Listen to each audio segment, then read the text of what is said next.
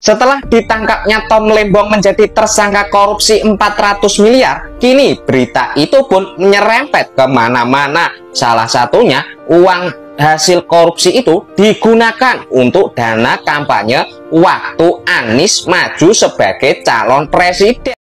Baiklah pemirsa, kembali lagi bersama saya. Assalamualaikum warahmatullahi wabarakatuh. Kali ini saya ingin mengajak Anda semua untuk menyimak lebih lanjut tentang perkembangan kasus Tom Lembong yang terlibat korupsi importasi gula yang merugikan negara senilai 400 miliar rupiah. Dengan tertangkapnya Tom Lembong, ini menyerempet kemana-mana termasuk juga Anies Baswedan, karena ada indikasi bahwa dana korupsi yang digunakan oleh Tom Lembong sebesar 400 miliar itu digunakan untuk dana kampanye Anies Baswedan pada saat nyapres di tahun 2024 kemarin. Nah, kalau hal ini benar, maka Anies Baswedan bersiap-siaplah untuk masuk penjara. Nah, untuk lebih jelasnya marilah kita simak dulu video berikut ini.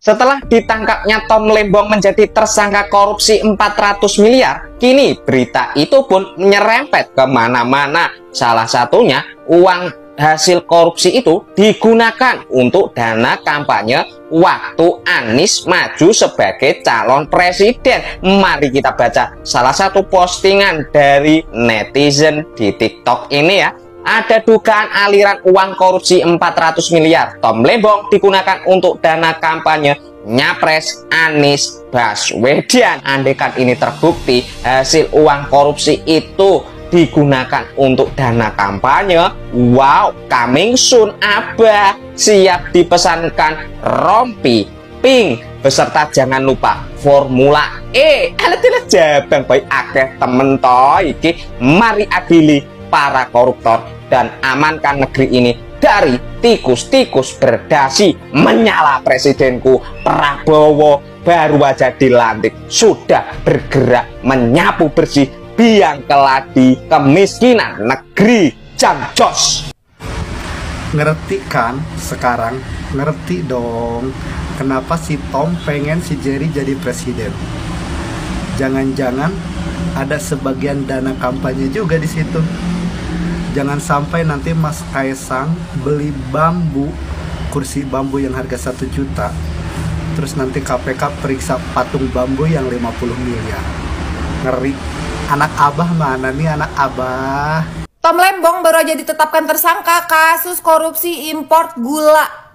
Kalau nggak salah, nama Tom Lembong ini udah pernah disebut sama Mas Gibran waktu debat Pilpres kemarin, 3 kali malah.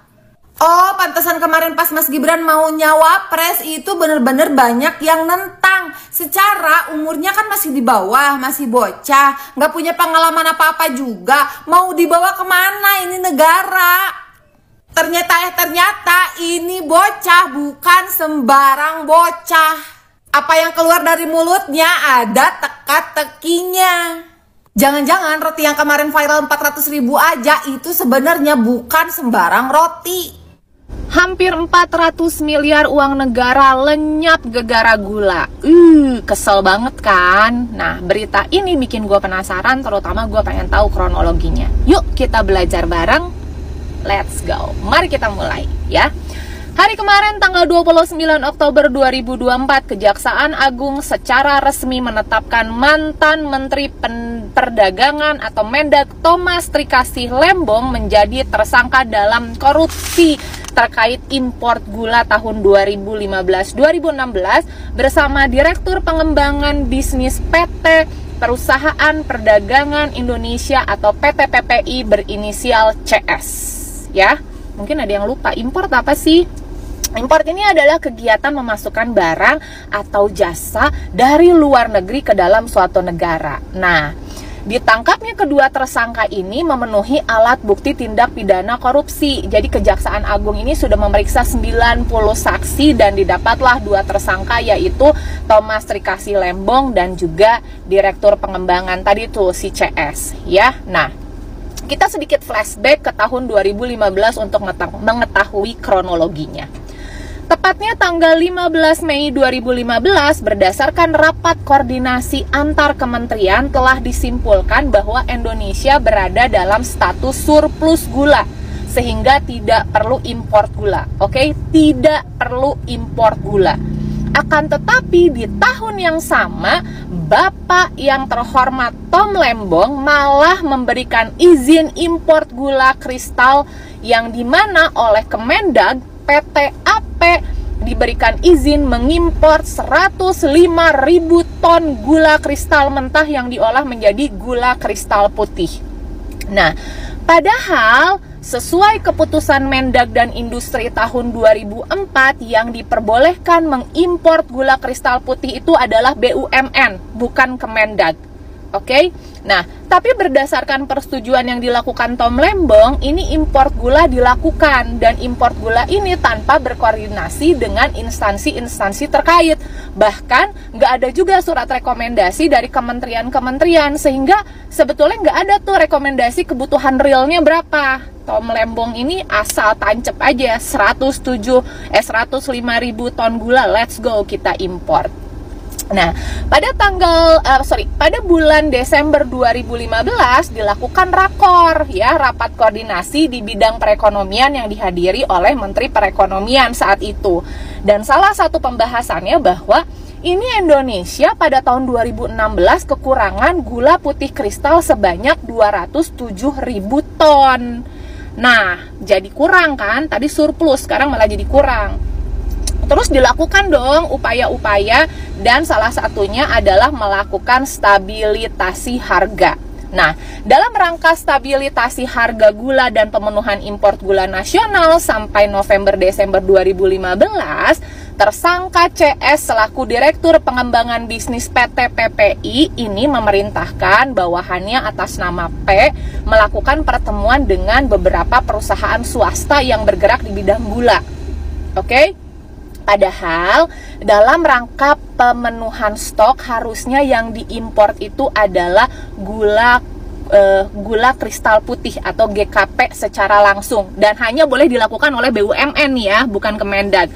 Nah, tapi yang dilakukan adalah dia mengimpor gula kristal mentah, bukan gula kristal putih.